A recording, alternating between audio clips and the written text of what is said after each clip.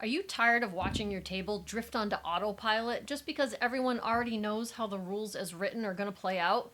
Tonight, let's shake that off. We're going over 22 micro tweaks, house rules if you will, that snap players out of the same old rules as written boredom, and jolt every check, swing, and spell with fresh excitement without forcing you to relearn the whole system or break the game balance. Now, I adore a good set of mechanical rules, but they're more of a toolkit instead of a tablet written in stone. The secret here is going to be nudging the feel without tipping the fairness. Now, here are our guardrails for these 22 house rules. No heavy remath. If the change demands a spreadsheet, we're punting it. We're going for spotlight here over power creep. We're looking for more in-game excitement, not just more damage per round. We also want to make sure they're reversible on the fly. If the rule flops at your table, you can yank it out and continue on mid-session. So let's get into it. First, let's talk table-wide tweaks. We're going to go over 12 different rules tweaks that you can apply to the whole table to amp up the fun. How about some critical skill check? We all know that in D&D, rules as written says that a natural 20 is only a crit in an attack, not for skill checks. But what if every natural 20 became a legendary success?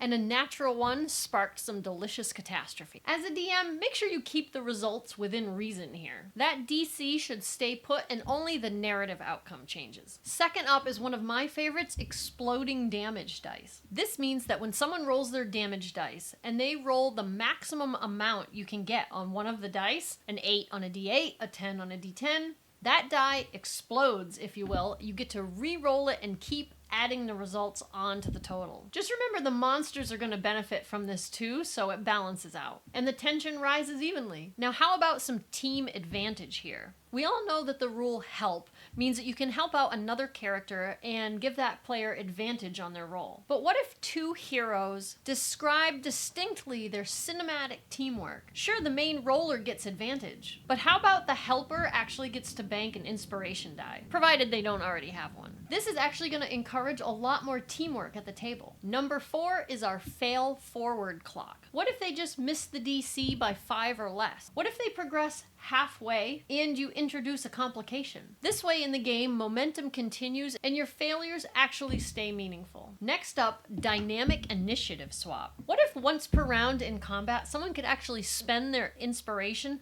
to swap spots in initiative with an ally? Quite often people hold on to their inspiration or forget they even have it. This will turn those dusty tokens into tactical gold. Number 6, I like to call hero's last breath. Once per long rest, when a hero hits 0 hit points, instead they fall to 1 hit point, but also auto-fail 1 death save. This can create some real epic moments with real risk. The next time they go down to 0, they're already 1 death save failure in. Hey folks, if you're new here, I'm Kristen and this is Kristen's Epic Adventures. You're going to want to hit the subscribe button if you enjoy all things tabletop role-playing games, breaking down the rules, tips, tricks, unboxings, and reviews. And if you're finding this video helpful, make sure you hit that thumbs up button. It certainly helps more adventurers find us. Okay, let's get into number 7, milestone mini boosts. What if there were some rewards in between full level ups? I like my characters to progress pretty regularly, and if level ups seem few and far between, I can start to get bored with my character. But if at certain milestones I had little mini boosts, say +1 to a skill,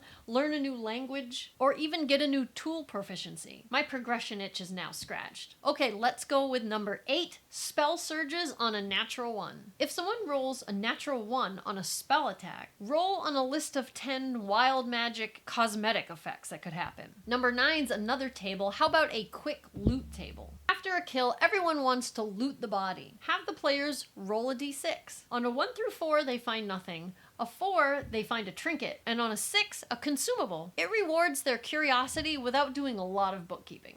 Number 10 here is going to be monster morale saves. If your players are fighting a group of monsters and at least 50% of them are down, have the rest of them make a roll to see where their morale is. Have them make a wisdom save against a certain DC. If they fail, they're out of here. This also speeds up your cleanup rounds. Alright, we're almost there. Number 11, which I like to call rechargeable inspiration. Rules as written says that everyone starts a session with 1 inspiration, but what if they started with 0 and had to earn it? When a player role plays out their character flaw or helps spotlight another PC to shine, then rewards some inspiration. The inspiration mechanic finally truly shines. And for number 12, how about a rule for describe it for advantage? Quite often, a lot of players will just say, I help the character.